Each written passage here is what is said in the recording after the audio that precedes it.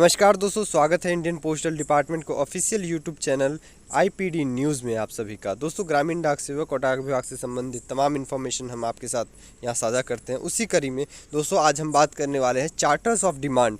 जी हाँ दोस्तों, जैसा कि आप सभी जानते हैं, मैंने अपने पिछले वीडियो में बताया था 14 नवंबर 2022 को दिल्ली में हंगर स्ट्राइक की जा रही है, वो भी अनिश्चितकालीन, यानी कि जिसकी कोई सीमा नहीं रहेगी और वो दिन प्रतिदिन चलेगी। तो दोस्तों 14 नवंबर से ये धरना प्रदर्शन होने वाला है, जो कि इंडेफिनिट हंगर स्ट्राइक होगा, भूख हड़ताल होगा। तो उसमें किन किन डिमांड के साथ ये लोग हंगर स्ट्राइक करेंगे, जिसमें कि नेशनल यूनियन ऑफ ग्रामीण डाक सेवक है और ऑल इंडिया ग्रामीण डाक सेवक यूनियन है। तो दोस्तों दो बड़ी यूनियन की यहाँ पे मैं बात कर रहा हूँ। तो इससे पहले दोस्तों मैं आपको चार्ट ऑफ डिमांड्स को अच्छे से बताऊँ, आपसे एक रिक्वेस्ट है, प्लीज़ मेरे चैनल को ज़रूर सब्सक्राइब कर दीजिए और बेल आइकन को प्रेस कर दे, ताकि आपको हर एक खबर मिलता रहे। वहीं दोस्तों मैं आपसे ये भी गुजारिश करूंगा, अगर वीडियो आपको पसंद आता है तो प्लीज़ लाइक्स ज़रूर करें। तो चलिए दोस्तों देखते हैं क्या है चार्टर्स ऑफ डिमांड। सबसे पहला दोस्तों जो सबसे अहम है, जो मुझे लगता है कि इससे ज़्यादा कुछ भी इम्पॉर्टेंट नहीं है, अगर ये हो जाए तो किसी और डिमांड की भी ज़रूरत नहीं है। Grant civil servant status to GDS and declare GDS service as pensionable service. जैसा कि आप जानते हैं दोस्तों, जीडीएस को पेंशन नहीं दी जाती है, जो कि बहुत ही बुरी बात है दोस्तों। और जीडीएस को सिविल सर्वेंट स्टेटस की बात की जा रही है। तो दोस्तों सिविल सर्वेंट स्टेटस जब मिलेगा तो वैसे ही वो उन्हें 8 घंटे की ड्यूटी भी मिल जाएगी, और उन्हें जैसा कि सेंट्रल गवर्नमेंट के एम्प्लॉय को के साथ सारा कुछ होता है, टीए डीए एचआरए और हर एक मेडिकल सुविधा सारी कुछ दी जाती है, वो सब मिलेंगे। तो ये हो जाने के बाद फिर और कुछ बचता नहीं है। चलिए फिर भी हम देखते हैं किन किन डिमांड है, क्या क्या डिमांड है इसमें। तो सबसे पहले दोस्तों grant civil servant status to GDS and declare GDS service as pensionable service.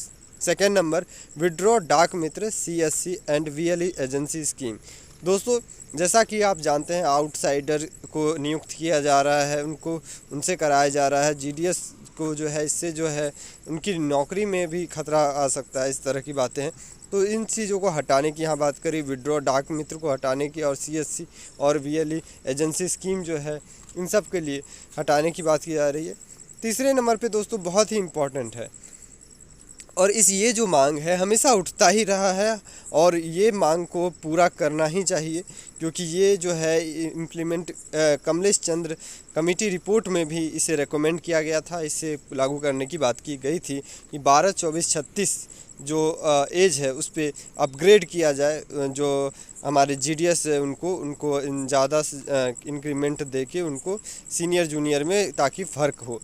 क्योंकि दोस्तों जैसा कि इम्प्लीमेंटेशन हुआ कमलेश चंद्र कमेटी रिपोर्ट, तो सीनियर जूनियर सबका सैलरी एक हो गया। ये एक बहुत ही जो है अजीब चीज़ है। तो उसको यहाँ पे करेक्ट करने के लिए एक तरीका बताया गया था कि 12, 24 और 36 साल जो ड्यूटी किए हैं उनको कुछ ज़्यादा इंक्रीमेंट, कुछ ज़्यादा प्रमोशन देके उसको जो है थोड़ा लेवल अप किया जाए, उसके सैलरी में बढ़ोतरी की जाए। उसके बाद दोस्तों फोर्थ नंबर पे enhance of group insurance up to ₹5 lakh. Group insurance को 5 लाख करने की बात की जा रही है।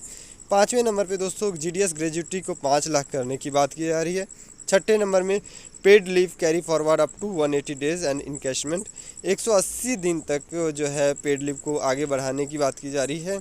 जैसे कि आप सभी जानते हैं 20 दिन का होता है हमारा, और उसे इनकैशमेंट करने की, यानी कि उसे के बदले पैसे की जो लेने की जो सुविधा होती है सेंट्रल में, वो चीज़ें यहाँ पे लागू करने की बात की जा रही है। जो उसके बाद जो बहुत ही महत्वपूर्ण है, जिस वजह से ग्रामीण डाक सेवक आए दिन प्रॉब्लम में पड़ते हैं और उनके परिवार को सफ़र करना पड़ता है, वो है मेडिकल फैसिलिटी ग्रामीण डाक सेवकों को ना देना, जो कि किसी भी सूरत में जायज़ नहीं है। एक सेंट्रल गवर्नमेंट का एम्प्लॉय जिसको कोई भी जो है बेसिक सुविधाएं नहीं है, जो कि उनका हक है, जो मेडिकल सुविधा होती है वो नहीं दी जाती है। उसके बाद दोस्तों 8वें नंबर पे implementation of GDS committee recommendation on bunching allow substitute on responsibility of regular GDS when regular GDS is on leave।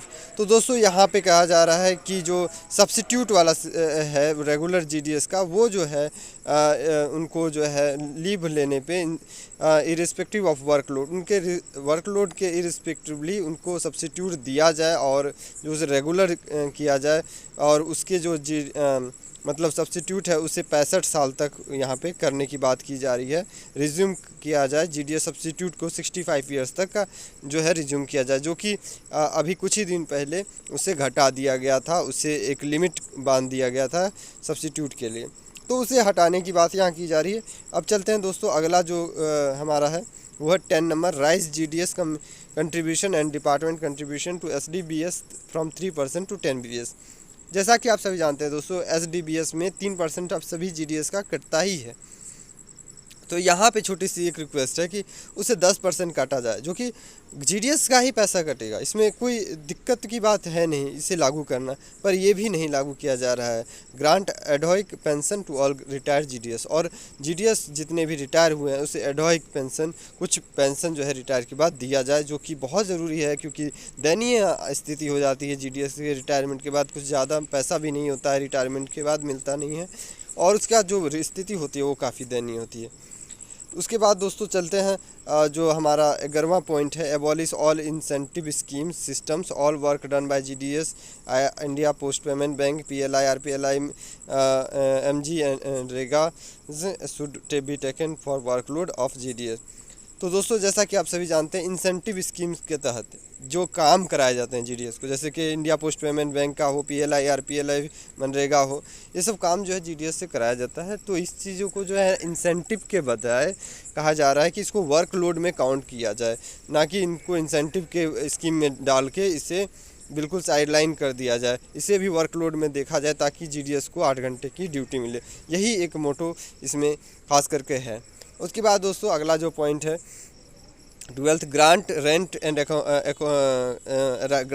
And composite allowance to ABPM and Dak Sevak ₹2400 1600 800 XYZ classes cities staging BOs and judiciary. तो दोस्तों जैसा कि आप जानते हैं cities और को XYZ में डिवाइड किया गया है, तो उसी हिसाब से यहाँ बताया जा रहा है कि 2400 रुपये जो है वो देना चाहिए जो एक्स सिटीज़ हैं, और 1600 जो है वाई और जेड को 800 रुपये, जो कि लाजमी है। और अभी जो दिया जा रहा है दोस्तों, आप सभी जानते हैं 500 रुपये दिए जाते हैं, 500 या 700 ऐसे ही देते हैं, तो जो कि आप कहीं भी रेंट लीजिएगा तो आपको 1500 से 2000 तो लगते ही हैं।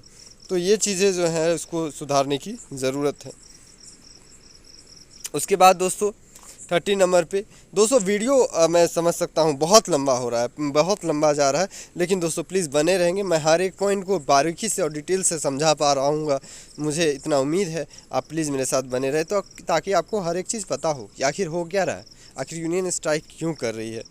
तो दोस्तों उसके बाद देखिए 13 पॉइंट पे, in discrimination grant of annual increment to GDS at par with department staff.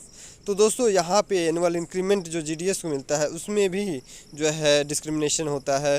Ensure uniform in drawing annual increment, तो उसमें यूनिफॉर्म नहीं होता है, एक साथ नहीं बढ़ाया जाता है, इंक्रीमेंट नहीं दिया जाता है। तो ये चीज़ों को रेगुलर करने की यहाँ पे बात की जा रही, जो कि बहुत सही बात है।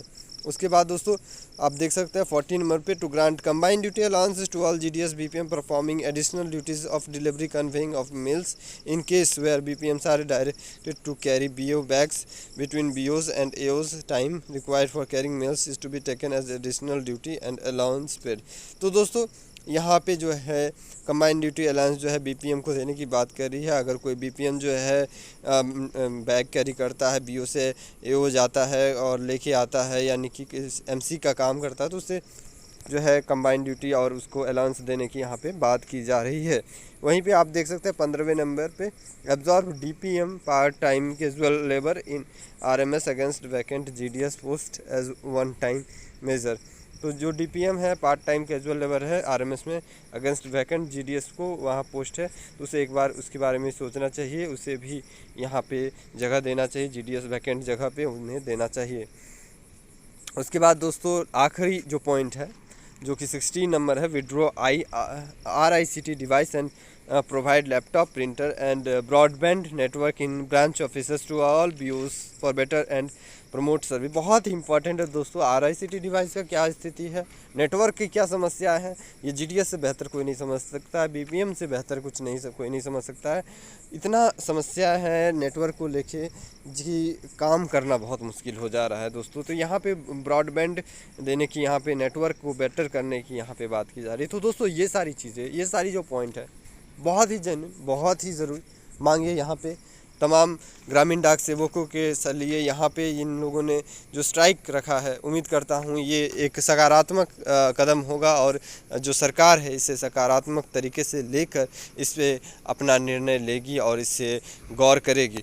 तो उम्मीद करता हूं दोस्तों ये पूरा वीडियो और ये पूरा इन्फॉर्मेशन आपको अच्छा लगा होगा। चैनल को जरूर सब्सक्राइब करें। यहीं पे वीडियो को समाप्त करते हैं। हमारे साथ यूं ही बने रहने के लिए आपका तहे दिल से बहुत बहुत शुक्रिया, बहुत बहुत धन्यवाद।